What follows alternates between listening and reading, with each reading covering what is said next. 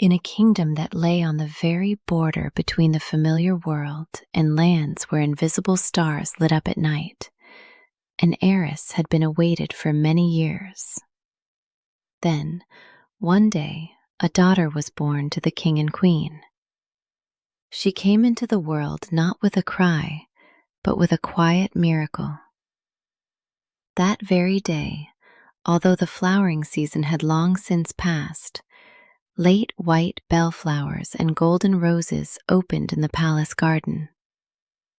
Their petals trembled in the wind like tiny flames. And the old well in the castle courtyard, which had been dry for many years, suddenly filled with clear, cold water. It rose all the way to the stone rim and began to ring like a newly awakened stream. The girl was named Liora, a name in which light could be heard. From that time on, the kingdom itself seemed to breathe more warmly. Liora grew, and with her the whole kingdom seemed to grow brighter. It was not only because of her beauty, though people would fall silent without meaning to whenever she entered a hall. Her greatest gift was something else. In everyone she met, Liora noticed the goodness and beauty that a person sometimes failed to see in themselves. Once she told the old baker that his voice was warmer than morning bread. From then on, he sang as he worked, and passers-by slowed their steps outside his door. Liora told the lace-maker that her patterns resembled frosted branches on a window. And soon, the woman created lace unlike anything anyone had ever seen. Colors grew brighter around Liora. Music sounded purer, and hearts felt lighter. She was not a sun that dazzled, but a quiet mirror in which everyone saw the best in themselves. That was why she came to be called fairer than a fairy. Far from the human kingdom, in the realm of the fairies, stood Nabota's palace, motionlessly beautiful, as though carved from cold light. There, roses opened at a gesture of her hand. Music began with a single glance, and love was sustained by enchantments like a flame in a closed lantern. When word of Liora's title, fairer than a fairy, reached Nabota, she did not become angry at once. Fairies had long considered themselves the highest measure of beauty. But something else troubled the queen. The mortal girl was loved without spells, promises, or fear. People were drawn to her of their own accord and became better when they were near her. To Nabota, love was a garden in which every flower grew by command. The thought of a wildflower loved simply because it existed seemed dangerous to her. And so she decided to prove to her court that the human heart could be made to obey no less readily than a magic garden. Nabota chose to act not by force, but by cunning. She concealed the radiance of her fairy crown, bent her back, and came to the castle disguised as an elderly keeper of herbs. Her face bore wrinkles like traces of long wisdom. Kindness shone in her eyes, and her clothes smelled of mint, wormwood, and wood smoke. Liora immediately grew fond of the kind old woman. She showed Liora how to soothe a wounded bird with warm breath, how to weave a wreath that would not wither before winter, and how to find a path through thick fog by listening to the rustle of leaves. She spoke softly, never hurried her, and knew the answers to the strangest questions. Before long, Liora trusted her mentor as though she were her own grandmother. Thus a great lie, clothed in wisdom and scented with dried herbs, entered her world woven of trust. Several weeks passed, and Liora could no longer imagine her days without her wise mentor. One misty morning, Nabota came to her with a pale face and trembling hands. "Oh, my child, something terrible has happened," she whispered. Beyond the castle garden, in the thick fog, a little girl has lost her way. The woodcutter's daughter. She is crying and calling for help, but she is afraid of strangers and will not let anyone near her. Liora rose at once. "Where is she?" "Only your gentle voice can calm her," Nabota continued, hiding her triumph behind concern. "Please, come with me. You need only let her see you, and she will come out of the fog.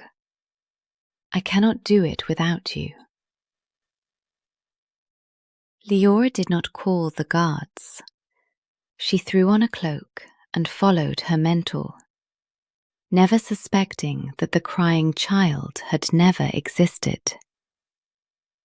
Liora, whose heart knew nothing of lies, did not hesitate for a moment. Together with Nabota, she hurried through the damp garden, where branches disappeared into the morning fog, and the grass chilled her feet through her thin shoes. Beside the farthest wall lay an old stone threshold overgrown with moss. Palace servants whispered that it had once been a gateway to another world, but Liora had always thought it only a tale. "She is somewhere there, in the fog," Nabota said quietly. Liora boldly stepped over the stone. At that very instant, the garden vanished. Silver mist closed around her in a dense, soundless wall. There were no trees, no voice of her mentor, and no ground beneath her feet. Liora felt herself slowly sinking into a soft emptiness. She had taken one step to save another, and with that step, she left the familiar world forever. Liora awoke in a magnificent room whose walls shimmered like ice beneath the moon. The silk coverlets were flawlessly smooth, and the golden patterns perfect. Yet all this beauty breathed cold. She went out into the gallery and saw Nabota's palace. In the garden, fountains rose in perfectly even streams, and the sound of falling water repeated again and again, without changing by so much as a single note. Birds of paradise sat in golden cages and sang the same memorized song, without joy or sorrow. The flowers never withered, but they had no scent, as though spring itself were merely an artfully staged performance. Fairies and elves, beautiful as statues, walked along the marble paths. They moved stiffly, avoided one another's eyes, and spoke in colourless whispers, afraid of saying too much and disturbing the flawless order. Liora understood. She had entered a world where magic had created eternal beauty, but forgotten to give it a heart. Nabota was waiting for Liora in the throne room. She no longer wore the old cloak or the kindly smile of the herb keeper. Before the princess stood a tall fairy queen in a crown of cold silver, her face as beautiful as the winter moon. "You are in my realm, child," she said. "You whom people call fairer than a fairy. I want to learn what your human beauty and kindness are worth in a place where all things obey true perfection." Liora remained silent, still unable to believe the deception. "There is no road home for you," Nebota continued. "You will undergo my trials and prove that you are worthy to live among us. If you fail, you will remain here forever as one more silent ornament in my palace." It was not a condition, but a sentence, and every word the queen spoke became another bar in the invisible cage closing around Liora. Nebota led Liora into a vast empty hall, where every footstep echoed for a long time beneath the high vault. "This is the hall of unspoken words," the queen announced. "It is filled with the dust of grievances and regrets. Before dawn, you must clean it until it shines." She handed Liora an ordinary broom and a bucket of cold water. A faint smirk appeared on Nebota's lips. The heavy doors slammed shut, and a key turned in the lock. Liora looked around. The floor was covered with a thick layer of silvery, almost weightless dust. The moment she took a step, it rose and swirled in the air like disturbed mist. The task seemed simple, though it would take a long time. Liora rolled up her sleeves, gripped the broom more firmly, and swept it resolutely across the stone floor. But the cleared place immediately turned grey again. Liora set to work, but with every sweep of the broom, something strange happened. The silvery dust did not disappear. Instead, it rose higher and higher, filling the hall with a dense, cold mist. It became difficult to breathe, and the high stone walls and vaults gradually vanished behind the shimmering haze. Then Liora heard whispering. "I never found the courage to tell him he was wrong. What if she learns the truth about me? I swore I would return, but I could not keep my promise." The voices came from every direction, quiet, weary, and full of fear, shame, and regret. Every speck of dust held someone's unspoken feeling, frozen between the heart and the lips.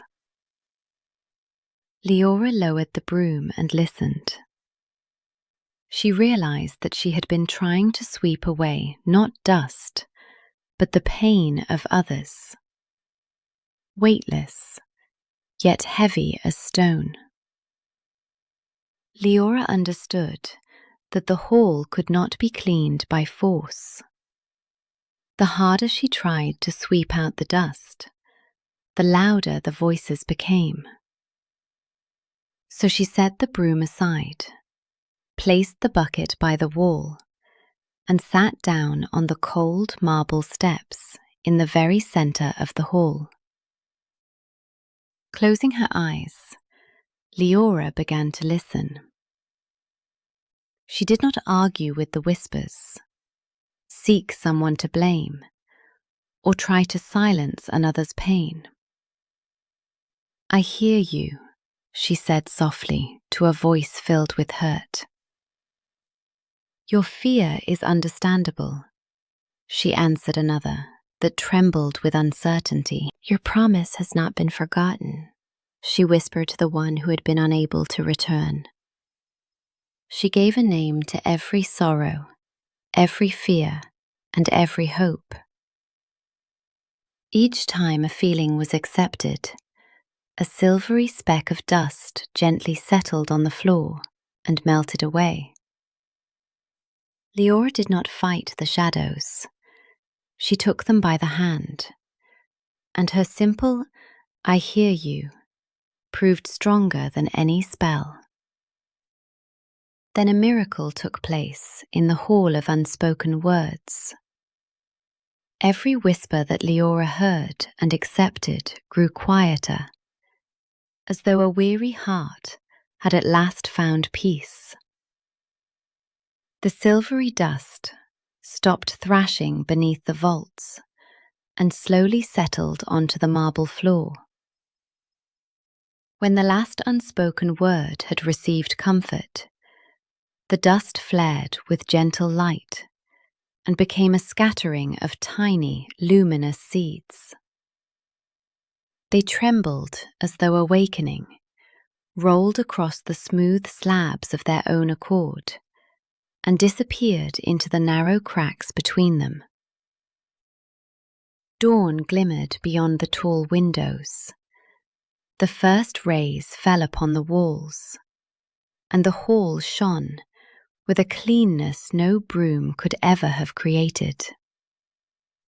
Liora still sat on the steps, tired, her hands lowered, but peaceful.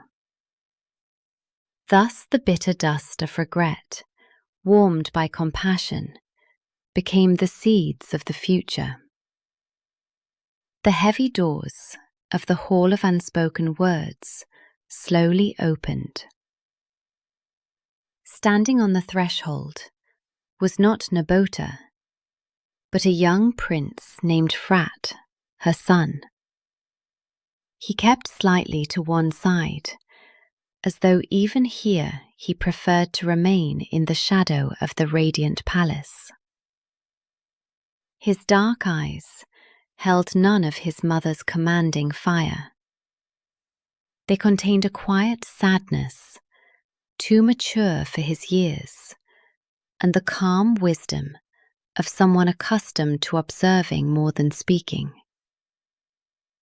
Through a small viewing window, he had seen everything. How Liora struggled with the dust, how she lowered the broom and began to listen. Frat looked at the spotless hall, then at the weary princess. "No one has ever done that before," he said quietly. "Everyone tried to defeat the dust. No one thought to speak to it." There was genuine admiration in his voice. To the prince of the realm of silence, her compassion was a miracle more powerful than all Nabota's magic. Frat did not speak of escape. He knew Nabota's power and had lived beneath her cold gaze for too long to promise what he could not fulfill. "I never wanted to rule," he confessed to Liora. "My place is among books and living creatures." He tended the palace libraries, copied ancient manuscripts, and secretly healed birds injured against the bars of the golden cages. For many years, Frat had felt that something in their flawless kingdom was deeply broken. Nothing here died, but almost nothing truly lived.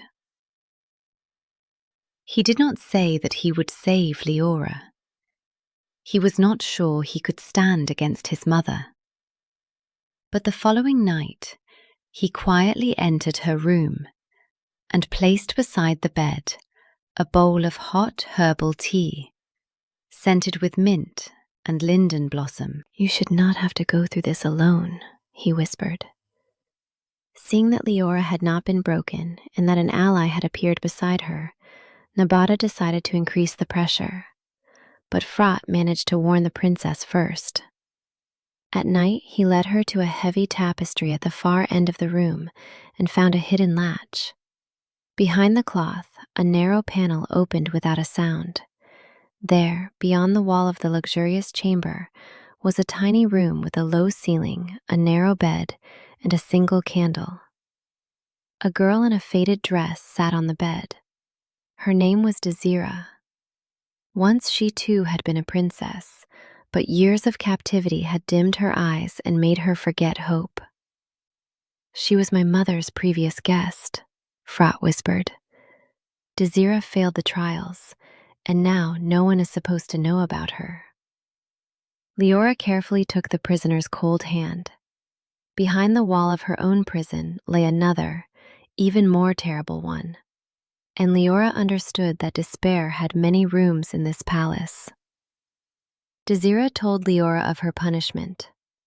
Every night she descended a cold staircase to an underground sea and wrote in the wet sand the words she wanted to preserve. But at dawn, the tide came and mercilessly washed every line away. Year after year, Desira wrote confessions, prayers, and memories until she stopped believing that anyone needed her words. Liora did not promise her a swift rescue or offer empty comfort. She simply stayed beside her. She shared the bread Frat secretly brought and told her of home, where roses smelled sweet after the rain, and the water in the old well rang beneath the morning sun. Gradually, Desira began to listen, and then to speak. Thus a quiet friendship was born between them, not a struggle for attention, but an alliance of two hearts that would no longer allow each other to be alone. Nabota saw that the first trial had not broken Liora. On the contrary, the captive had found friends, and a little more living warmth seemed to have entered the palace's cold corridors. So the queen decided to hasten events. "You have proven the purity of your soul," she proclaimed before the entire court. "Now prove your courage. Climb the mountain of the high wind and bring me a vessel of the water of eternal life from the nest of storms." With these words, Nabota held out to Liora an armful of beautiful feathers bound together with silver threads. They shimmered with blue, gold, and violet light and looked like real wings. "Put them on, and they will carry you to the very summit," the queen said with a gentle smile. Liora accepted the gift, failing to notice the cold glint that flashed in Nabota's eyes. She had been given wings, made not for flight, but for falling. At the foot of the mountain of the high wind, a bottomless chasm barred Liora's way. Gusts roared above it, and beyond the black cliffs rose the summit, where the nest of storms lay hidden. Liora fastened the iridescent wings to her back, took a running start, and stepped into the void. But instead of flying, she felt herself plummet. The air tore the breath from her lungs, and the cliffs spun before her eyes. She thought only of saving herself, and clung to life with all her heart. And the stronger her fear became, the faster the wings dragged her downward. When almost no hope remained, Liora remembered Desira. She imagined her alone in the cramped room, without bread, a voice, or hope. Fear retreated, giving way to compassion and the desire to return to her friend. At that very instant, the wings spread wide, filled with strength, and lifted Liora above the chasm. She understood. These wings had a soul, and they could carry only one who flew not for themselves, but for another. Having mastered the wings of compassion, Liora began to climb toward the summit of the mountain of the high wind.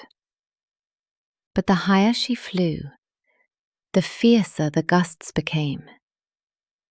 They swept out from behind the cliffs, struck her from the side, tangled the feathers, and dragged her back toward the chasm. One especially powerful whirlwind nearly tore the wings from her shoulders. Liora lost altitude, but at that moment, a dark blue shadow flashed beside her. A great falcon met the current of air with his breast and flew slightly ahead, shielding her from the blow. Liora recognized Frat at once. He had secretly followed her in the form of a bird. Yet the prince did not carry her or show her the way. He merely took the most treacherous gusts upon himself, leaving Liora free to fly on her own. So they climbed together, wing beside wing, without words or promises. And that silent flight was stronger than any oath they could have sworn. After overcoming the final gust, Liora reached the summit of the mountain of the high wind. In a nest, woven from clouds and silver lightning, she found a crystal vessel filled with the water of eternal life. On the way back, the princess held in her hands a power capable of granting immortality, eternal youth, and perhaps a road home. But at the foot of the mountain, she saw an ancient spring. Its stone bed was dry, and the valley around it had long ago lost its greenery. Liora did not hesitate. She opened the vessel and poured the precious water into the cracked earth. A ringing sound rose from the depths, and a clear, mighty stream burst forth. Grass sprang up, trees rustled, and the air filled with coolness. When Liora looked at the vessel, it was full again. The true water of life could not be kept for oneself. It returned only to the one who shared it with the world. Meanwhile, as Liora climbed toward the summit of the mountain of the high wind, Desira once again descended the narrow staircase to the underground sea. Write on the wet sand words that the morning tide cannot erase, Nebota ordered. Desira knelt at the water's edge. First she wrote, "Power." But a wave covered the letters and carried them away. Then the princess wrote, "Eternal glory." The tide licked away those words as well, leaving not even a trace. Finally she inscribed, "Endless love," hoping that love, at least, would prove stronger than the sea. But the water washed that away too. Desira gazed at the empty shore for a long time. Again and again, the sea erased the grandest words of the human world. Then she understood. Everything external, power, glory, even another's love, can disappear if a person seeks support only in others. Desira was close to despair. All the great words vanished beneath the water, and it seemed that along with them, the sea was erasing her as well. She lowered her hand, ready to give up, but suddenly understood that the answer could not be sought in what others gave or took away. Then she bent over the sand and slowly wrote, "I will remain myself, even if no one sees me." It was neither a plea for rescue nor a spell. In those words lived the simple truth of her own worth, quiet, inward, and dependent on neither fame nor love nor another's gaze. The morning wave appeared. Desira watched it without fear. The water approached the inscription, gently touched the first letter, and withdrew without erasing a single word. Thus she understood. The sea cannot wash away what has already been carved into the soul. Desira approached the inscription and saw the damp letters begin to glow with a warm, reddish light. The grains of sand around them trembled, fused together, and slowly hardened, as though an invisible fire were melting the shore without smoke or heat. Moments later, a thin copper tablet lay upon the wet sand. Desira lifted it with both hands. On its smooth surface were forever imprinted the words, "I will remain myself, even if no one sees me." But the miracle was not over. When she turned the tablet over, fine lines, signs, and the outlines of unknown roads appeared on the reverse. It was a map leading to Nabota's final trial. Thus Desira's quiet truth became solid copper. Along with her voice and faith in herself, she gained a strength capable of helping not only her, but also those who still remained in captivity. Liora returned from the mountain of the high wind, holding the crystal vessel to her breast. That same day, Desira left the hidden room by herself for the first time, carrying the copper tablet. Frat met them at the door.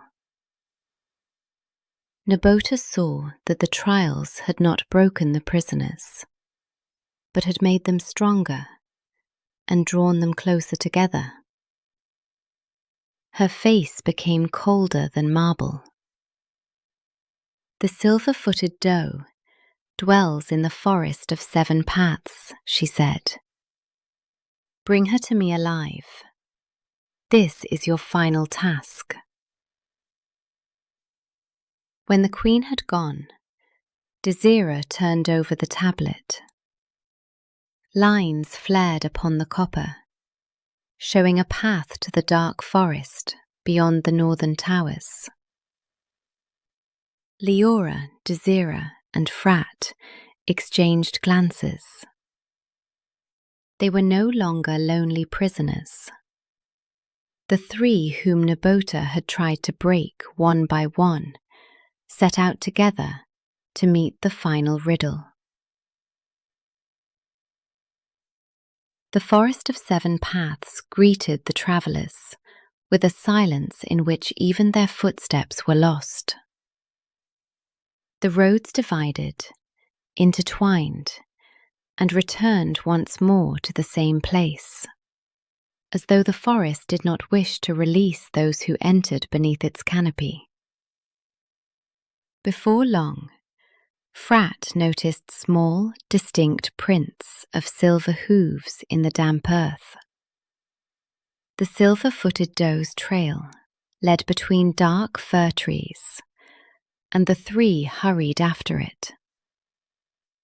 But Liora was the first to sense something was wrong. Where the doe had stepped, the grass was not crushed. It had turned pale, as though life were leaving it. Leaves on the branches she had brushed curled up and lost their colour. Liora knelt and touched one of the tracks. It carried not the scent of a forest animal, but a faint, almost inaudible sadness. "She is not running away from us," Liora whispered. "I think she is calling us to follow." Frat took the bow from his shoulder, while Desira began to unfold the fine net they had brought from the palace. To them, the Silver-Footed Doe's trail was still the trail of prey, however unusual. "Wait," Liora said softly. "Can you not feel it? She is not fleeing from us." Her friends stood still. "There is sorrow in every one of her tracks," Liora continued. "She is suffering, and she is leading us somewhere. If we draw a bow or set a snare, we will hear only our own fear, not her plea." Frat slowly lowered his weapon. Desira rolled up the net. They continued without a sound, stepping only where the silver hooves had already touched the earth. Thus the hunt became a pilgrimage, where others would have seen prey. Liora recognized a wordless plea and led her friends not to capture the enchanted creature, but to follow her. The Silver-Footed Doe led them ever deeper into the forest of 7 paths. She moved soundlessly, glancing back only now and then, as though checking that the travellers had not lost the trail. At last the trees parted, revealing a hidden lake. Its water was dark and still, like an enormous black mirror, in which not a single ray trembled. The doe approached the very edge, lowered her head, and touched the water with her lips. Liora, Desira, and Frat drew near and looked into the lake over her shoulder. But there was no animal in the reflection. A beautiful, majestic fairy in a royal crown looked back at them. Her face held deep sorrow, and her silver mantle seemed woven from moonlight. Frat turned pale. He recognized the ancient signs of lawful rule. "It is the former queen," he whispered. Many years before, Nabota had overthrown her, taken away her form, and imprisoned her soul in the silver body of a doe. As the hero stood beside the black lake, unable to look away from the reflection, the water trembled at its center. From the depths rose a quiet, melodious voice, like the ringing of a distant bell. "You have seen the truth hidden by the curse," it said. "Before you stands the rightful queen of the fairies, stripped of her form by Nabota. But the dark magic is too powerful to be destroyed by a single spell. 3 silver circles spread across the smooth surface.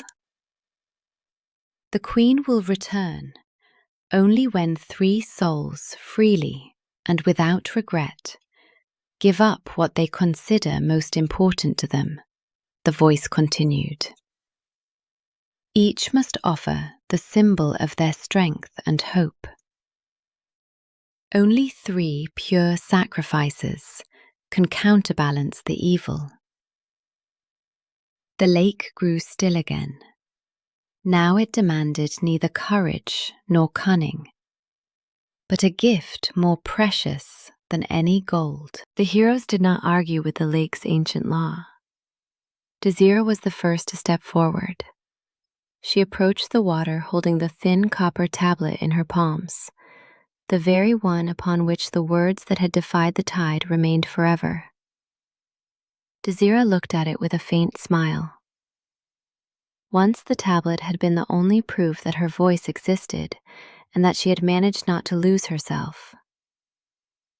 "I give the symbol of my strength and fortitude," she said clearly, "because I no longer need to prove to myself or to others who I am. Now I know." She lowered the tablet into the dark water. The copper flared with warm red light, became transparent, and slowly dissolved without leaving a trace. Desira released the symbol of her victory without regret, and the lake accepted her gift. Frat approached the lake second. He was silent for a time, then drew from inside his coat a small carved key of black wood tied with golden thread. "This is the key to the royal library," he said. "In our family, it signifies the right to preserve ancient knowledge and one day ascend the throne. My mother gave it to me as her heir." Frat looked at the key that for many years had bound him to the future Naboda had chosen for him. "I give up the right to inherit her power, built on fear," he said firmly. "True power lies neither in a crown nor in keys. It lies in the freedom to choose one's own path." He threw the key into the dark water. The golden thread flared, the black wood scattered into sparks, and it vanished. Thus Frat released the future imposed upon him and became free for the first time. Liora approached the lake last. In her hands she held the crystal vessel of the water of eternal life, one at the summit of the mountain of the high wind. This water was her only hope of returning home in an instant. Liora looked through the vessel's transparent walls and remembered her parents, the flowering garden, the old well, and the warm light in the castle windows. For a moment, her heart tightened with longing. Then she raised her eyes to the silver-footed doe and saw in her sorrowful gaze the long years of another's captivity. "I give up the chance to return home at once," Liora said quietly but firmly.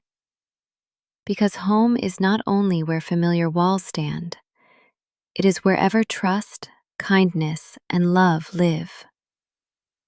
She opened the vessel and slowly poured the radiant water into the dark lake. Her last hope of an easy rescue vanished with the silver stream, yet her face showed neither regret nor fear. As soon as the final drop of the water of eternal life touched the lake, its dark surface blazed with dazzling golden light. The silver-footed doe slowly entered the shining water, and her silver coat began to dissolve like morning mist. Before Liora, Desira, and Frat, a beautiful fairy woman rose from the lake, wearing a royal crown and garments woven of light. There was no longer any sorrow in her wise eyes. At that same instant, the whole realm came alive. The birds of paradise forgot their memorized songs and began to chirp, each in its own way. The fountains murmured freely, changing their voices with every turn of the water. The tangled roads of the forest of 7 paths straightened and joined together, opening paths to every corner of the world. Thus 3 freely given gifts destroyed the great evil. The ancient silence shattered like thin ice. The realm of the fairies cast off the chains of fear, awakened, and for the first time in many years, drew a full breath. At the moment the realm of the fairies was freed from fear, Nabota found herself alone in her flawless palace. Her scepter dimmed, her spells crumbled, and the mirrors ceased to answer her with flattering light. The queen's magic had rested on the obedience of others, and now that no one feared her anymore, her power vanished. The rightful queen returned to the throne and summoned Nabota. "Your misfortune, sister, is that you spent too long looking into mirrors in search of your own superiority and forgot how to see living beings," she said. Nabota was neither executed nor imprisoned. She was sent to a distant garden at the edge of the realm, where there were no mirrors or courtiers. There she would have to water the flowers herself, tend broken branches, and listen to the free song of the birds, learning to care once more. When all was over, the rightful queen offered to open a road home for Liora with a single wave of her hand. The princess was already imagining the familiar walls, the garden, and her parents' faces when Frat approached her. He was now free of his mother's will, but there was neither demand nor certainty of a right to her love in his gaze. He looked at Liora tenderly and a little sadly, understanding that different roads lay between their worlds. "Liora, I know your home is waiting for you," he said. "But one day, I would like to see the garden at the border of the human world that you told me about." He did not ask her to stay or make grand vows. He merely asked permission to come to her world someday. And in that simple request, there was more love than in the most solemn promises. Liora listened to Frat, and her heart filled with quiet warmth. His words contained neither a request to give up her home, nor an attempt to keep her beside him. He left her free, the same freedom for which they had fought together. She looked at him and gave him her brightest, clearest smile.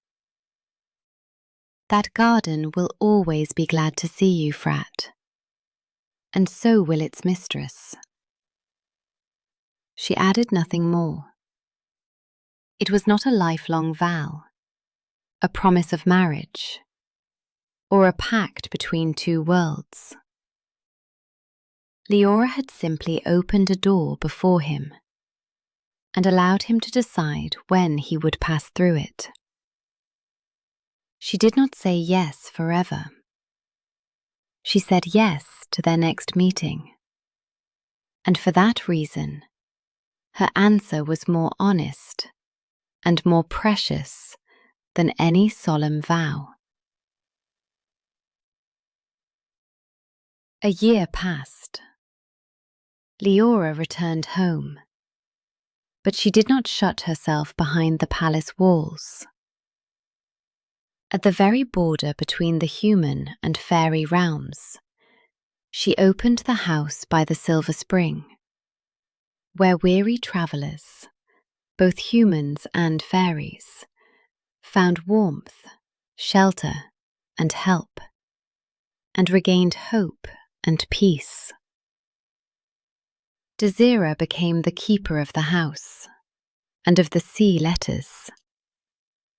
She taught every guest to find the words they were afraid to say, even to themselves, and to write them down with care until their heart grew lighter. Frat often flew to the spring in the form of a dark blue falcon, and then became a man again. He and Liora lived between two worlds, bound neither by the command of fate, nor by an eternal vow. Each day they chose trust, kindness, and each other anew, learning to listen to and cherish their love. Thus their story became a quiet parable. True love is not magic that holds fast, but freedom that allows two people to walk beside each other again and again.